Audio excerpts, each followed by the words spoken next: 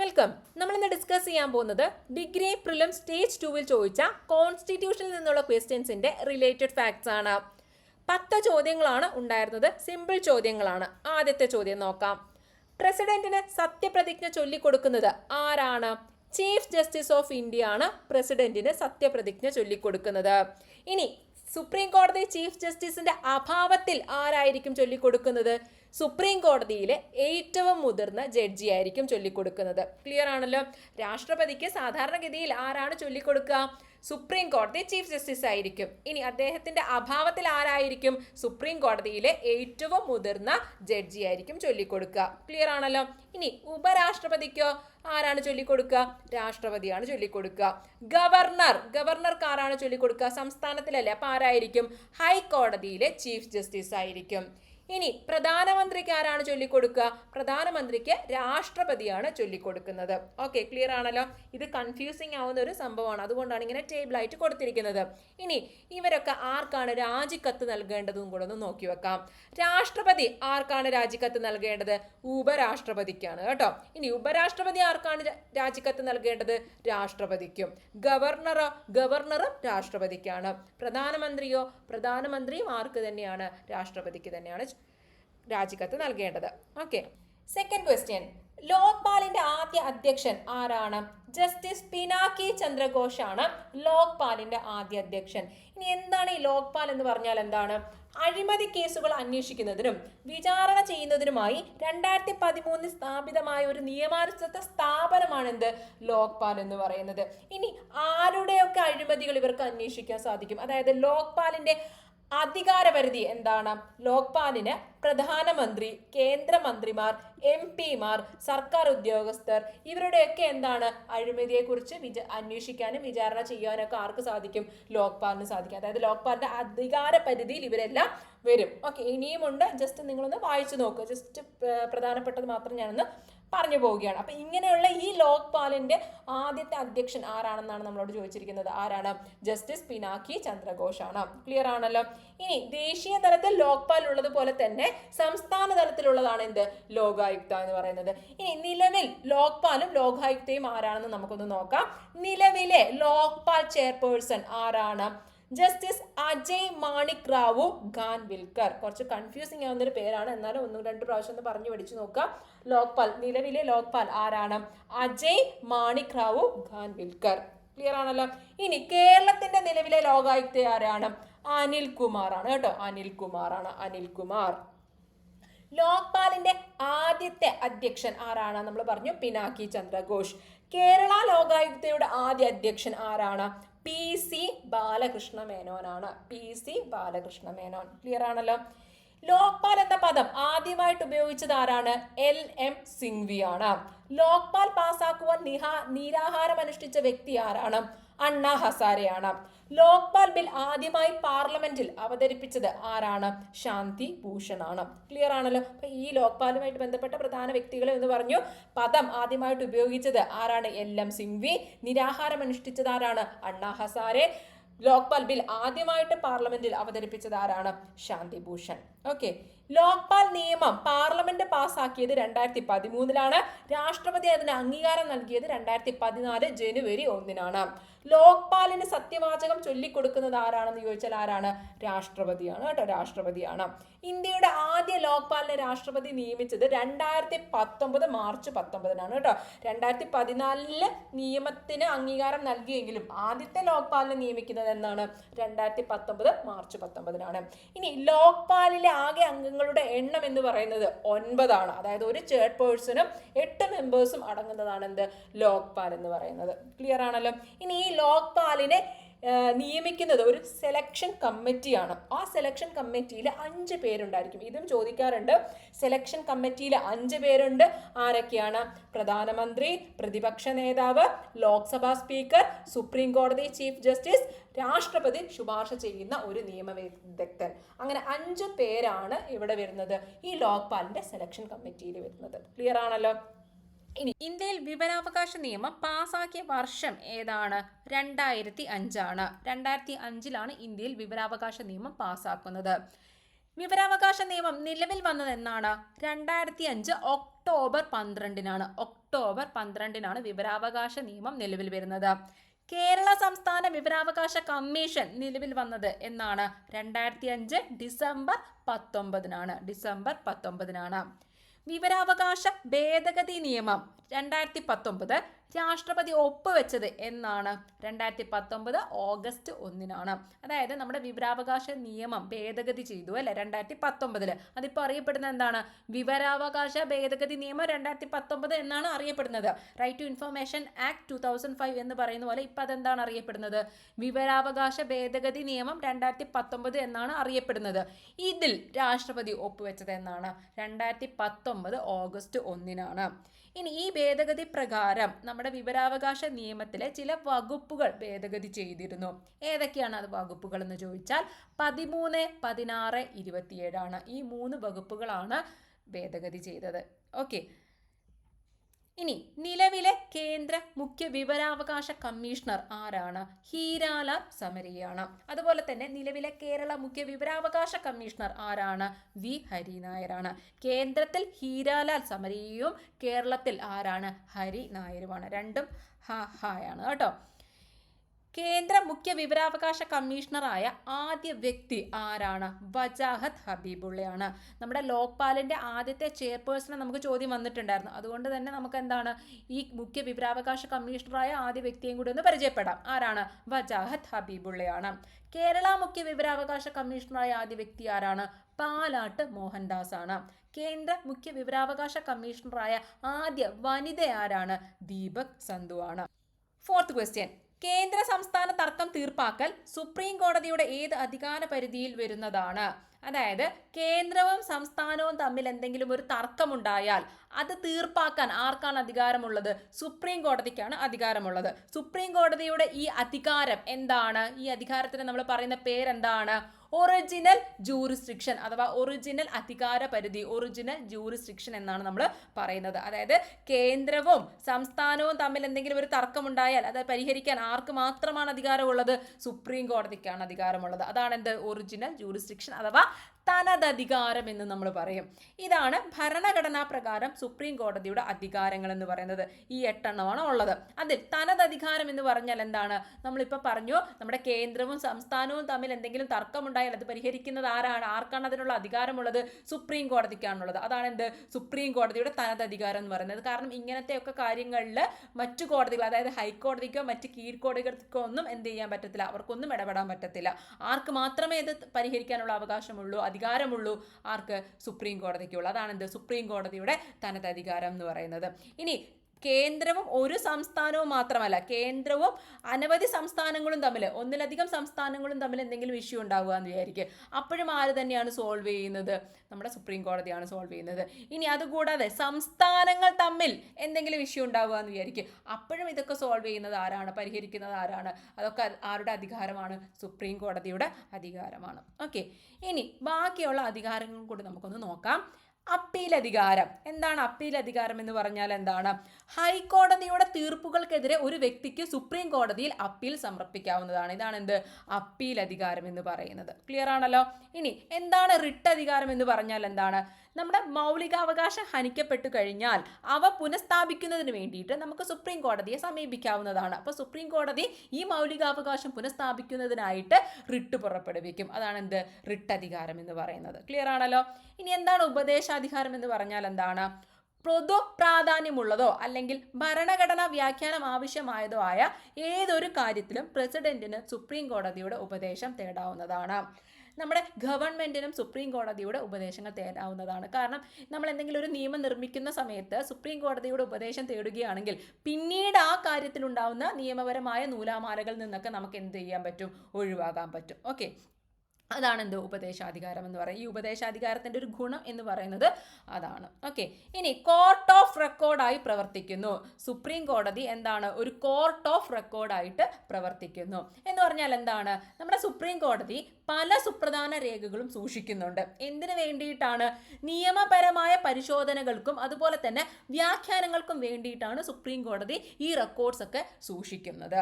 ഈ രേഖകളിലെ വാദങ്ങളെ ഇന്ത്യയിലെ ഒരു കോടതിക്കും തിരസ്കരിക്കാനാവില്ല. അപ്പം നമ്മുടെ സുപ്രീം കോടതി ഒരു കോർട്ട് ഓഫ് റെക്കോർഡായിട്ട് പ്രവർത്തിക്കുന്നുണ്ട്. അവ പല പ്രധാനപ്പെട്ട രേഖകളും സൂക്ഷിക്കുന്നുണ്ട്. ഈ രേഖകളിലെ വാദങ്ങളൊന്നും മറ്റൊരു കോടതിക്കും തിരസ്കരിക്കാനാവില്ല. അതാണ് സുപ്രീം കോടതിയുടെ ഒരു അധികാരം എന്ന് പറയുന്നത്. ക്ലിയർ ആണല്ലോ. ഇനി അടുത്ത സുപ്രീം കോടതിയുടെ മറ്റൊരു പ്രധാനപ്പെട്ട അധികാരമാണെന്ത്? ജുഡീഷ്യൽ റിവ്യൂ എന്ന് പറയുന്നത്. എന്താണ് ജുഡീഷ്യൽ റിവ്യൂ എന്ന് പറഞ്ഞാൽ എന്താണ്? കേന്ദ്ര സംസ്ഥാന സർക്കാരുകളുടെ നിയമങ്ങളുടെയും ഉത്തരവുകളുടെയും ഭരണഘടനാ സാധ്യത പരിശോധിക്കാനുള്ള അധികാരം ആണ് എന്ത്? ജുഡീഷ്യൽ റിവ്യൂ എന്ന് പറയുന്നത്. അത് ആർക്കുണ്ട്? സുപ്രീം കോടതിയുണ്ട്. അതായത് ഇപ്പം നമ്മുടെ കേന്ദ്രമായിക്കോട്ടെ സംസ്ഥാനമായിക്കോട്ടെ ഈ സർക്കാരുകളൊക്കെ നിയമിക്കുന്ന നിയമങ്ങളും അതുപോലെ തന്നെ അവരുടെയൊക്കെ ഉത്തരവുകളും ഒക്കെ എന്താണ്? അതിൻ്റെയൊക്കെ ഭരണഘടനാ സാധ്യത പരിശോധിക്കാനുള്ള അധികാരം ആർക്കുണ്ട്? സുപ്രീം കോടതിക്കുണ്ട്. Judicial review. ഓക്കെ. ഇനി പരിശോധനയിൽ അവ ഭരണഘടനാ ലംഘനമാണെന്ന് കണ്ടെത്തിയാൽ അവ നിയമവിരുദ്ധവും ഭരണഘടനാ വിരുദ്ധവുമാണെന്ന് ജുഡീഷ്യറിക്ക് പ്രഖ്യാപിക്കാം. അങ്ങനെ വന്നു കഴിഞ്ഞാൽ പിന്നീട് എന്താണ്? നമ്മുടെ ഗവൺമെന്റിന് അതൊന്നും നടപ്പിലാക്കാൻ പറ്റത്തില്ല. ഓക്കെ. അപ്പോൾ അതാണ് എന്ത്? സുപ്രീം കോടതിയുടെ ജുഡീഷ്യൽ റിവ്യൂ എന്ന് പറയുന്ന അധികാരം. ഇനി ഇതൊക്കെ കൂടാതെ മറ്റു കുറച്ച് അധികാരങ്ങൾ കൂടി സുപ്രീം കോടതിക്കുണ്ട്. അതെന്താണ്? രാഷ്ട്രപതി ഉപരാഷ്ട്രപതി തെരഞ്ഞെടുപ്പുമായി ബന്ധപ്പെട്ട തർക്കങ്ങൾ പരിഹരിക്കുന്നത് ആരാണ്? സുപ്രീം കോടതിയാണ്. അതുപോലെ തന്നെ UPSC ചെയർമാനെയും അംഗങ്ങളെയും പ്രസിഡന്റ് പുറത്താക്കുന്നത് സുപ്രീം കോടതിയുടെ നിർദ്ദേശപ്രകാരമാണ്. ഹൈക്കോടതികളിൽ കെട്ടിക്കിടക്കുന്ന കേസുകൾ പിൻവലിക്കാനും സ്വയം തീർപ്പാക്കാനും സുപ്രീം കോടതിക്ക് അധികാരമുണ്ട്. ഒരു ഹൈക്കോടതിയുടെ പരിഗണനയിലുള്ള കേസോ അപ്പീലോ മറ്റു കോടതിയിലേക്ക് മാറ്റാനും സുപ്രീം കോടതിക്ക് കഴിയും. രാജ്യത്തിന്റെ മുഴുവൻ പ്രദേശത്തും പ്രവർത്തിക്കുന്ന എല്ലാ കോടതികളുടെയും ട്രൈബ്യൂണലുകളുടെയും മേൽ സുപ്രീം കോടതിക്ക് നിയന്ത്രണമുണ്ട്. ക്ലിയർ ആയോ? അപ്പോൾ ഇതാണ് മറ്റ് അധികാരങ്ങൾ എന്ന് പറഞ്ഞിട്ട് കൊടുത്തിട്ടുള്ളത്. ഓക്കെ. Fifth question. പഞ്ചായത്ത് പിരിച്ചുവിട്ടാൽ ഏത് നിശ്ചയ സമയത്തിനുള്ളിൽ തെരഞ്ഞെടുപ്പ് നടത്തേണ്ടതാണ്? അതായത് ഒരു പഞ്ചായത്ത് പിരിച്ചുവിട്ടാൽ എത്ര നാൾക്കകം അവിടെ പുതിയ തെരഞ്ഞെടുപ്പ് നടത്തണമെന്നാണ് ചോദ്യം. എത്ര നാൾക്കകം നടത്തണം? 6 മാസത്തിൻ്റെ ഉള്ളിൽ അവിടെ എന്താണ്? പുതിയ തെരഞ്ഞെടുപ്പ് നടത്തിയിരിക്കണം. If a panchayat is dissolve the elections are to be held within a period of 6 months. Okay. ഇനി അടുത്ത ചോദ്യം. താഴെ പറയുന്നവയിൽ ഏതാണ് ഇന്ത്യൻ ഭരണഘടനയുടെ മൗലിക കടമകളിൽ ഉൾപ്പെടാത്തത് ഏതാണെന്നാണ് ചോദിച്ചിരിക്കുന്നത്. നമുക്കറിയാം ഉൾപ്പെടാത്തത് ഏതാണെന്നാണ് നമ്മളോട് ചോദിച്ചിരിക്കുന്നത്. ഇന്ത്യയുടെ പരമാധികാരം, ഐക്യം, അഖണ്ഡത എന്നിവ ഉയർത്തിപ്പിടിക്കുകയും സംരക്ഷിക്കുകയും ചെയ്യുക. അത് മൗലിക കടമയല്ലേ? അതെ. പൊതുമുതൽ സംരക്ഷിക്കുകയും ഹിംസ വർജിക്കുകയും ചെയ്യുക. ശാസ്ത്രീയ മനോഭാവം, മാനവികത, അന്വേഷണത്തിനും പരിഷ്കരണത്തിനുമുള്ള മനോഭാവം വികസിപ്പിക്കുക. അതും മൗലിക കടമയാണ്. വ്യക്തിയുടെ അന്തസ്സും രാജ്യത്തിന്റെ ഐക്യവും അഖണ്ഡതയും ഉറപ്പാക്കുക. രാജ്യത്തിന്റെ അഖണ്ഡതയും ഐക്യവും ഒക്കെ വ്യക്തിയുടെ അന്തസ്സ് ഉറപ്പാക്കുക എന്നുള്ളത് നമ്മുടെ ഒരു മൗലിക കടമയല്ല. അതുകൊണ്ട് എന്താണ്? 4 ഉൾപ്പെട്ടതല്ല. ഉത്തരം എന്താണ്? ഓപ്ഷൻ ഡി ആണ്. ഓക്കെ. 7th question. ഇന്ത്യൻ ഭരണഘടനയുടെ ഏത് ഭാഗത്താണ് ഭേദഗതി വരുത്തുന്നതിനുള്ള നടപടിക്രമം നൽകിയിരിക്കുന്നത്? അതായത് ഭരണഘടനയുടെ ഏത് ഭാഗത്താണ് കോൺസ്റ്റിറ്റ്യൂഷണൽ അമെൻമെന്റ്സിനുള്ള പ്രൊസീജിയേഴ്സ് നൽകിയിരിക്കുന്നത് എന്നാണ് ചോദിച്ചിരിക്കുന്നത്. എവിടെയാണ്? ഭാഗം 20-ലാണ്. ഭാഗം 20-ലാണ് ഭരണഘടനാ ഭേദഗതിയെ കുറിച്ച് പറഞ്ഞിരിക്കുന്നത്. ഇനി ഏത് അനുച്ഛേദത്തിലാണ് ഭരണഘടനാ ഭേദഗതിയെ കുറിച്ച് പറഞ്ഞിരിക്കുന്നത്? 368-ലാണ് പറഞ്ഞിരിക്കുന്നത്. ആർട്ടിക്കിൾ 368-ലാണ് കോൺസ്റ്റിറ്റ്യൂഷണൽ അമെൻമെന്റ്സിനെ കുറിച്ച് പറഞ്ഞിരിക്കുന്നത്. ഇനി ഭരണഘടനാ ഭേദഗതി എന്ന ആശയം നമ്മൾ കടമെടുത്തിരിക്കുന്നത് എവിടെ നിന്നാണ്? സൗത്ത് ആഫ്രിക്കയിൽ നിന്നാണ്. ഭരണഘടന ഭേദഗതി ചെയ്യാൻ അധികാരമുള്ളത് ആർക്കാണ്? പാർലമെന്റിനാണ്. പാർലമെന്റിന് മാത്രമാണ് ഭരണഘടന ഭേദഗതി ചെയ്യാനുള്ള അധികാരമുള്ളത്. ഇനി ഒരു ചോദ്യം നോക്കൂ. ഇന്ത്യൻ ഭരണഘടനയുടെ അടിസ്ഥാന ഘടകങ്ങളെ ബാധിക്കുന്ന രീതിയിൽ ഭരണഘടനാ ഭേദഗതി നടത്തുവാൻ പാടില്ല എന്ന് സുപ്രീം കോടതി പ്രഖ്യാപിച്ച കേസ് ഏതാണ്? കേശവാനന്ദ ഭാരതി കേസാണ്. അതായത് Kesavananda Bharati versus state of Kerala എന്ന് പറയുന്ന കേസിലാണ് സുപ്രീം കോടതി ഇങ്ങനെ ഒരു വിധി പ്രഖ്യാപിച്ചത്. അതായത് എന്താണ്? നമുക്ക് അമെൻമെന്റ്സ് ഒക്കെ ചെയ്യാം, പക്ഷെ എന്താണ്? നമ്മുടെ ബേസിക് സ്ട്രക്ചർ മാറ്റാൻ പാടില്ല. ബേസിക് സ്ട്രക്ചർ മാറ്റുന്ന രീതിയിലുള്ള ഭേദഗതി പാടില്ല. ഓക്കെ. അത് ഏത് കേസാണ്? Kesavananda Bharati versus state of Kerala എന്ന് പറയുന്ന കേസിലാണ് സുപ്രീം കോടതി ഇങ്ങനെ ഒരു വിധി പ്രഖ്യാപിച്ചത്. ഇനി 8ാമത്തെ ചോദ്യം നോക്കൂ. ഏത് ഭരണഘടനാ ഭേദഗതിയിലാണ് ഇന്ത്യൻ ഭരണഘടനയിൽ കൂറുമാറ്റ വിരുദ്ധ വ്യവസ്ഥ അവതരിപ്പിച്ചത്? അതായത് കൂറുമാറ്റ നിരോധന നിയമം കൊണ്ടുവന്ന ഭേദഗതി ഏതാണെന്നാണ് നമ്മളോട് ചോദിച്ചിരിക്കുന്നത്. ഏത് ഭേദഗതിയിലാണ്? 52ാം ഭേദഗതിയിലാണ് കൂറുമാറ്റ നിരോധന നിയമം കൊണ്ടുവന്നിരിക്കുന്നത്. ഈ 52ാം ഭേദഗതി നിലവിൽ വന്ന വർഷം ഏതാണ്? 1985 ആണ്. ആ സമയത്തെ പ്രധാനമന്ത്രി ആരാണ്? രാജീവ് ഗാന്ധിയാണ്. ഈ ഭേദഗതിയിൽ ഒപ്പുവെച്ച പ്രസിഡന്റ് ആരാണ്? ഗ്യാനി സെയിൽ സിംഗ് ആണ്. അതും കൂടി ഒന്ന് നോക്കി വെക്കുക. ഇനി എന്താണ് കൂറുമാറ്റം എന്ന് പറഞ്ഞാൽ എന്താണ്? ഒരു രാഷ്ട്രീയ പാർട്ടിയുടെ ബാനറിൽ മത്സരിച്ച് വിജയിച്ച ഒരാൾ മറ്റൊരു രാഷ്ട്രീയ പാർട്ടിയിലേക്ക് മാറുന്നതാണ് നമ്മൾ എന്ത് പറയുന്നത്? കൂറുമാറ്റം എന്ന് പറയുന്നത്. അപ്പൊ നമ്മൾ എന്താണ്, ആദ്യം ഒരു രാഷ്ട്രീയ പാർട്ടിയുടെ ബേസിൽ നിന്നിട്ട് നമ്മൾ എന്ത് ചെയ്യുന്നു? ജയിക്കുന്നു അല്ലെ? ജയിച്ചു കഴിഞ്ഞിട്ട് നമ്മൾ മറ്റൊരു പാർട്ടിയിലോട്ട് പോയാൽ എന്താണ്? അത് കൂറുമാറ്റം അല്ലേ? അപ്പൊ അതാണ് കൂറുമാറ്റം എന്ന് പറയുന്നത്. ഇനി അത് കൂടാതെ മറ്റൊരു കാര്യം കൂടെ നോക്കൂ. നേതൃത്വത്തിന്റെ നിർദ്ദേശം അവഗണിച്ച് സഭയിൽ ഹാജരാകാതിരിക്കുകയോ പാർട്ടി നിർദ്ദേശങ്ങൾക്കെതിരായി വോട്ട് ചെയ്യുകയോ അല്ലെങ്കിൽ പാർട്ടി അംഗത്വം സ്വമേധയാ ഉപേക്ഷിക്കുകയോ ചെയ്യുമ്പോഴാണ് ഒരാൾ കൂറുമാറിയതായിട്ട് പ്രഖ്യാപിക്കുന്നത്. അപ്പൊ എങ്ങനെയൊക്കെയാണ് കൂറുമാറിയതായിട്ട് പ്രഖ്യാപിക്കുന്നത്? ഇപ്പോൾ ഒരു പാർട്ടിയിൽ നമ്മൾ മത്സരിച്ച് ജയിച്ചു അല്ലെ, പക്ഷെ ആ പാർട്ടി നേതൃത്വം എന്താണ് പറയുന്നത് കേൾക്കാതെ നമ്മൾ സഭയിൽ പറയുന്നത് പോലെ സഭയിൽ ഹാജരാകാതിരിക്കുകയോ അല്ലെങ്കിൽ ആ പാർട്ടി നിർദ്ദേശങ്ങൾക്കനുസരിച്ച് നമ്മൾ സഭയിൽ വോട്ട് ചെയ്യാതിരിക്കുകയോ അല്ലെങ്കിൽ നമ്മൾ എന്താണ് പാർട്ടി അംഗത്വം സ്വമേധയാ ഉപേക്ഷിക്കുകയോ ചെയ്യുമ്പോൾ നമുക്ക് എന്ത് പറയാം? ഈ ആള് കൂറുമാറിയതായിട്ട് പ്രഖ്യാപിക്കാം. ക്ലിയർ ആണല്ലോ? ഇങ്ങനെ കൂറുമാറിയാൽ കൂറുമാറ്റ നിരോധന നിയമപ്രകാരം ആ അംഗത്തിന് സഭാംഗത്വം നഷ്ടപ്പെടും. അതുകൂടാതെ അദ്ദേഹത്തിന് പിന്നീട് മന്ത്രിപദം പോലുള്ള പദവികൾ വഹിക്കാനുള്ള യോഗ്യതയും ഇല്ലാതാവും. ക്ലിയർ ആണല്ലോ? ഇനി 52-ാം ഭേദഗതി പ്രകാരം പ്രധാനമായും മാറ്റം സംഭവിച്ച അനുച്ഛേദങ്ങൾ 2 അനുച്ഛേദങ്ങളാണ് മാറ്റിയത്. 102-ഉം 191. ഇത് ശ്രദ്ധിച്ചോണെ, 102-ലും 191-ലും. 102-ൽ എന്താണ്? പാർലമെന്റ് അംഗങ്ങളുടെ അയോഗ്യതയെ പറ്റിയാണ് പറയുന്നത്. 191-ലോ നിയമസഭാംഗങ്ങളുടെ അയോഗ്യതയെ പറ്റി, സംസ്ഥാന നിയമസഭാംഗങ്ങളുടെ അയോഗ്യതയെ പറ്റി പറയുന്നത് എവിടെയാണ്? 191-ലും. പാർലമെന്റ് അംഗങ്ങളുടെ അയോഗ്യതയെ പറ്റി പറയുന്നത് എവിടെയാണ്? 102-ലും. അതുപോലെ തന്നെ 52-ാം ഭേദഗതിയിലൂടെ ഭരണഘടനയോട് കൂട്ടിച്ചേർക്കപ്പെട്ട പട്ടിക ചോദിച്ചാൽ ഏതാണ്? 10-ാം പട്ടികയാണ് കേട്ടോ. ഇനി ഒരു കാര്യം കൂടെ നിങ്ങൾ നോക്കുക. കൂറുമാറ്റ നിരോധന നിയമം ശക്തിപ്പെടുത്തുവാൻ വേണ്ടി കൊണ്ടുവന്ന ഭേദഗതി ഏതാണ്? 91-ാം ഭേദഗതിയാണ്. നമ്മൾ പറഞ്ഞു 52-ാം ഭേദഗതിയിലൂടെ കൂറുമാറ്റ നിരോധന നിയമം കൊണ്ടുവന്നു, പക്ഷെ അതിന് ഒത്തിരി പഴുതുകൾ ഉണ്ടായിരുന്നു. അപ്പൊ ഇതിനെ ഒന്നും കൂടെ ശക്തിപ്പെടുത്താൻ വേണ്ടിയിട്ട് കൊണ്ടുവന്ന ഭേദഗതിയാണ് ഏത്? 91-ാം ഭേദഗതി എന്ന് പറയുന്നത്. അതായത് 91-ാം ഭേദഗതിയുടെ പ്രധാന ലക്ഷ്യം എന്ന് പറയുന്നത് ഈ കൂറുമാറ്റ നിരോധന നിയമം ശക്തിപ്പെടുത്തുക എന്നുള്ളതാണ്. അപ്പൊ അതൊന്ന് കണക്ട് ചെയ്ത് പഠിച്ചു വെക്കുക. 52-ഉം 91. 9th question. താഴെ പറയുന്ന ഏത് സുപ്രധാന വിധിന്യായത്തിലാണ് പാർലമെന്റിന് മൗലികാവകാശങ്ങൾ ഭേദഗതി ചെയ്യാൻ കഴിയില്ല എന്ന് സുപ്രീം കോടതി വിധിച്ചത്? അതായത് ഏത് കേസിന്റെ വിധിയായിട്ടാണ് സുപ്രീം കോടതി പറഞ്ഞത് മൗലികാവകാശങ്ങൾ ഭേദഗതി ചെയ്യാൻ പറ്റത്തില്ല എന്ന് പറഞ്ഞത്? ഏത് കേസിന്റെ ഭാഗമായിട്ടാണ്? ഗോലക്നാഥ് വേഴ്സസ് പഞ്ചാബ് സംസ്ഥാനം 1967-ലെ ഈ കേസിലാണ് സുപ്രീം കോടതി പറഞ്ഞത് എന്ത്? മൗലികാവകാശങ്ങൾ ഭേദഗതി ചെയ്യാൻ പറ്റത്തില്ല, പാർലമെന്റിന് മൗലികാവകാശങ്ങൾ ഭേദഗതി ചെയ്യാൻ പറ്റത്തില്ല എന്ന് പറഞ്ഞു. ഏത് കേസിലാണ്? ഗോലക്നാഥ് വേഴ്സസ് പഞ്ചാബ് സംസ്ഥാനം 1967 ഈ കേസിൽ. നമുക്കൊന്ന് ഡീറ്റെയിൽഡ് ആയിട്ട് ഈ കേസ് ഒന്ന് നോക്കാം. നിർദ്ദേശക തത്വങ്ങൾ നടപ്പിലാക്കുന്നതിനായി പോലും പാർലമെന്റിന് മൗലികാവകാശങ്ങൾ ഭേദഗതി ചെയ്യാൻ കഴിയില്ല എന്ന് ഈ കേസിന്റെ വിധിയിൽ സുപ്രീം കോടതി പ്രഖ്യാപിച്ചു. അതായത് നിർദ്ദേശക തത്വങ്ങൾ നടപ്പിലാക്കുന്നത് എന്തിനാണ്? ക്ഷേമരാഷ്ട്രത്തിന് വേണ്ടിയിട്ടാണ് അല്ലെ, ക്ഷേമരാഷ്ട്ര നിർമ്മാണത്തിന് വേണ്ടിയിട്ടാണ് അല്ലെ. പക്ഷെ അതിനു വേണ്ടി പോലും നമുക്ക് എന്ത് ചെയ്യാൻ പറ്റത്തില്ല? മൗലികാവകാശങ്ങൾ ഭേദഗതി ചെയ്യാൻ പറ്റത്തില്ല എന്ന് ഗോലക്നാഥ് വേഴ്സസ് പഞ്ചാബ് സ്റ്റേറ്റ് എന്ന് പറയുന്ന ഈ കേസിൽ സുപ്രീം കോടതി പറഞ്ഞു. പക്ഷെ ഇതെന്താണ്? സുപ്രീം കോടതി പറഞ്ഞ കാര്യം തന്നെ തിരുത്തി പറഞ്ഞാണ്. അതായത് ശങ്കരി പ്രസാദ് കേസിലെ സ്വന്തം വിധിന്യായത്തിന് വിരുദ്ധമായിരുന്നു ഇത്. അതായത് ശങ്കരി പ്രസാദ് കേസിൽ സുപ്രീം കോടതി എന്ത് പറഞ്ഞിരുന്നു?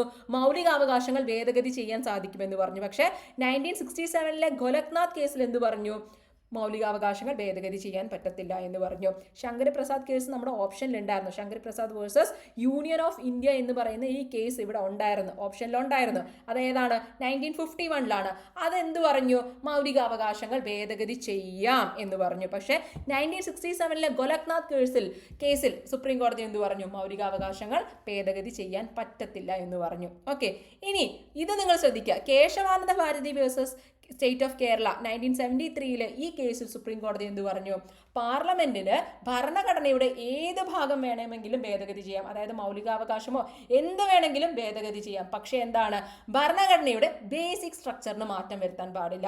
ഭരണഘടനയുടെ ബേസിക് സ്ട്രക്ചറിന് മാറ്റം വരുത്താതെ പാർലമെന്റിന് ഭരണഘടനയുടെ ഏത് ഭാഗം വേണമെങ്കിലും ഭേദഗതി ചെയ്യാമെന്ന് പറഞ്ഞു. ഓക്കെ, അപ്പൊ അത് ഏത് കേസാണ്? കേശവാനന്ദ ഭാരതി കേസാണ്. അപ്പൊ നിങ്ങൾ ശ്രദ്ധിക്കണം, ഓപ്ഷനുള്ള എല്ലാ കേസും നിങ്ങളൊന്ന് നോക്ക്. 1951-ൽ എന്ത് പറഞ്ഞു? മൗലികാവകാശങ്ങൾ ഭേദഗതി ചെയ്യാമെന്ന് പറഞ്ഞു. 1967-ൽ സുപ്രീം കോടതി എന്ത് പറഞ്ഞു? മൗലികാവകാശങ്ങൾ ഭേദഗതി ചെയ്യാൻ പറ്റത്തില്ല എന്ന് പറഞ്ഞു.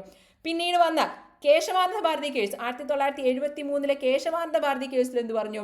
ഭരണഘടനയുടെ ഏത് ഭാഗം വേണമെങ്കിലും ഭേദഗതി ചെയ്യാം, പക്ഷെ എന്താണ്, ബേസിക് സ്ട്രക്ചറിന് മാറ്റം വരുത്താൻ പാടില്ല എന്ന് പറഞ്ഞു. ക്ലിയർ ആണല്ലോ? 3 കേസും ക്ലിയർ ആയല്ലോ. ഇനി അടുത്ത 10ാമത്തെ ചോദ്യം, ലാസ്റ്റ് ചോദ്യം. 73 ഭേദഗതി നിയമം ഇന്ത്യൻ ഭരണഘടനയുടെ ഏത് ആർട്ടിക്കിളിൽ നിന്നാണ് ഉരുത്തിരിഞ്ഞത്? എന്താണ് 73 ഭേദഗതി? എന്തിനു വേണ്ടിയിട്ടുള്ളതാണ്? എന്തുമായിട്ട് ബന്ധപ്പെട്ടിരിക്കുന്നതാണ്? പഞ്ചായത്തി രാജ് നിയമവുമായി ബന്ധപ്പെട്ടുള്ളതാണ് എന്ത് 73 ഭേദഗതി എന്ന് പറയുന്നത്. അപ്പോൾ പഞ്ചായത്തിന്റെ രൂപീകരണവുമായി ബന്ധപ്പെട്ട ആർട്ടിക്കിൾ ഏതാണ്?